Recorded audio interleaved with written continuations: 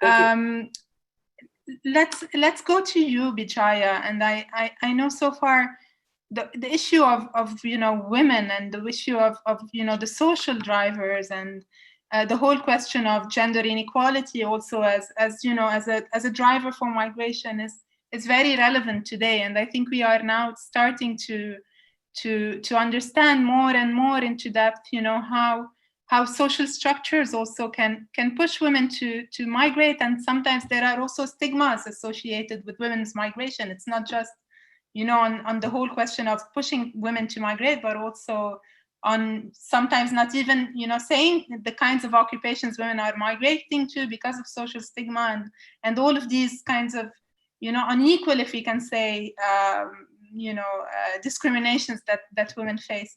So I think, can you help us understand, in the context of women migrant workers, how can we look at drivers, and how can we look at rights and dignity in the migration journey? Hi, thank you, Rola. Because as a returning women migrant worker myself, and working in this issue for nearly 2 decades, I totally agree with Viviana, who was saying that migration, it's a drivers of migration is not new.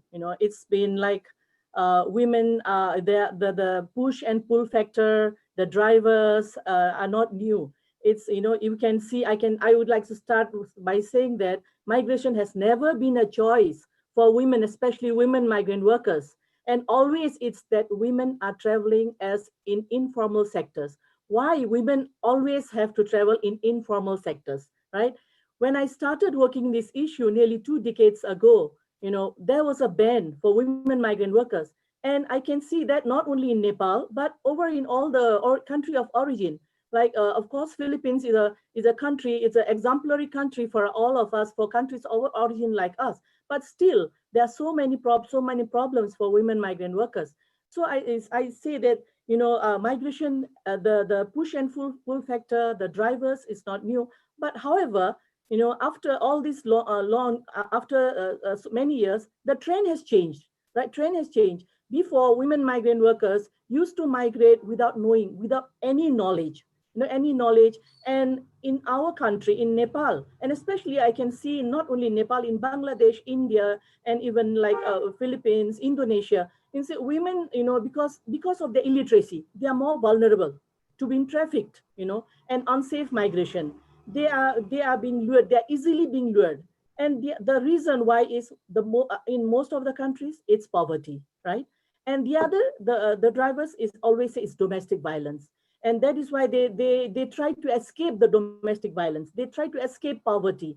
They want to educate their children in a good school. They want to give a good life to their family. So these are the drivers. And the other is unemployment. In most countries, like, because they're not educated, they cannot get a job. And if they want to work in their own land, they don't have a land also, enough land to do agricultural work. So these are the drivers, and the trend, before I say, we are saying that most of these women, they were forced to migrate, they were lured, they were trafficked. But now the trend has changed. Even educated girls, educated young girls, not only women, but educated young women, girls also migrate because they don't have any choice here.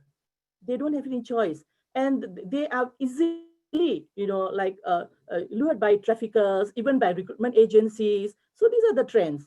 And the other thing is, it's in our country, and even in Sri Lanka, I can hear in Bangladesh, the ban, our government there is so easily putting this, imposing this ban, saying, oh, this is to protect women, right? Protect women, and curtailing our mobility. We don't have mobility, right to mobility. And that ban, if the ban is there and women are not able to migrate through legal channel, go through the pre-departure orientation, go through legal channel, but they are trafficked by traffickers, because we in Nepal, we have an open border to India, and they are easily lured from India, and they're trafficked into the Gulf, most of them into the Gulf countries. So this ban has been there since 1998, the off and on ban. In 1998, there was a ban. And again, it was lifted. We, civil societies, we women activists, we advocated, we, worked with the government, and the ban was lifted. And again in 2009, there's a ban to go to Lebanon, and that ban is still there. But when we see there in Lebanon, look at Lebanon. There are so many women migrant workers, Nepali women migrant working in Lebanon. Where is the ban? And the other thing is the ban. And then in 2012, again, age ban. It was there in Sri Lanka, and then it came to Nepal also, age ban. Women had, can only travel after they are, when they reach 24 years old. I mean, 30 years old. But after our advocacy, after our lobbying with the government, it came out is into to up to 24 years old, right? So there are certain bans that is the most challenging for us. And what we want from our government, not only Nepal, we can see in Bangladesh, India, all women migrant workers. The state has to come up with something.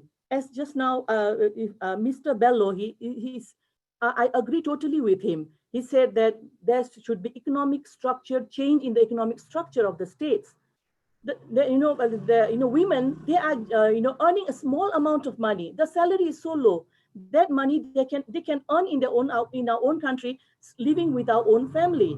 But that that kind of job is also not available. Our governments are, look at this in this pandemic situation also. Our governments were not even prepared. Like as just now, Mr.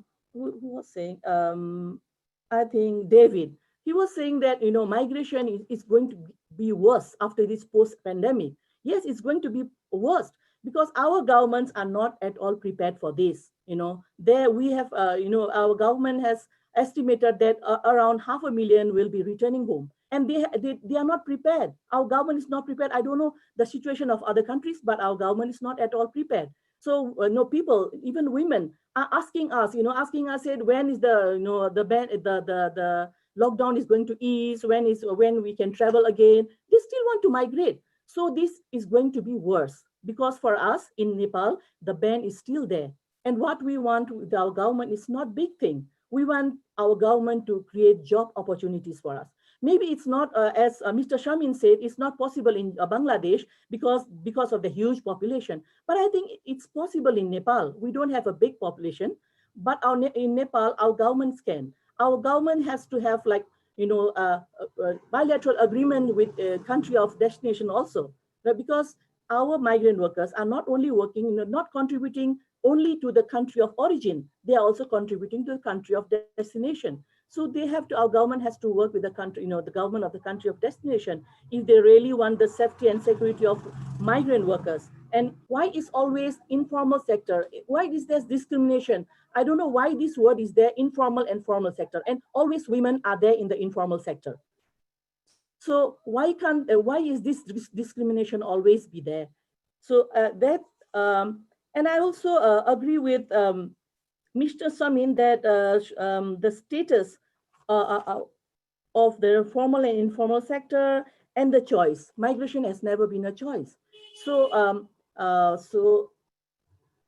so what we want our government is to create job opportunities. And even in this COVID situation, there should not be discrimination. I don't know what is there in other countries, but in our country, women, they are stigmatized because even the community, they are not prepared to accept migrant workers. They think that migrant workers are carriers of corona. So they are, they are stigmatized. We have to do a lot of awareness, for organization like us also. We are, supporting them with shelter services. And when we try to, unite them with their family in the community, it's a very challenging thing because some of the communities are not ready to accept them, even if they are carrying a PCR negative test result in their hand. So these are some challenges that we are facing, Rula, maybe more later. Thank you. Thanks. Thank you, Bijaya. And I think you're one of the few to point out as well. The government responsibility in all of this. I think we often forget about this because when we're talking about ensuring migration and rights in migration, we always forget to ask about what conditions are governments also providing for people back at home. So thank you very much for highlighting this and also for focusing on women-specific issues.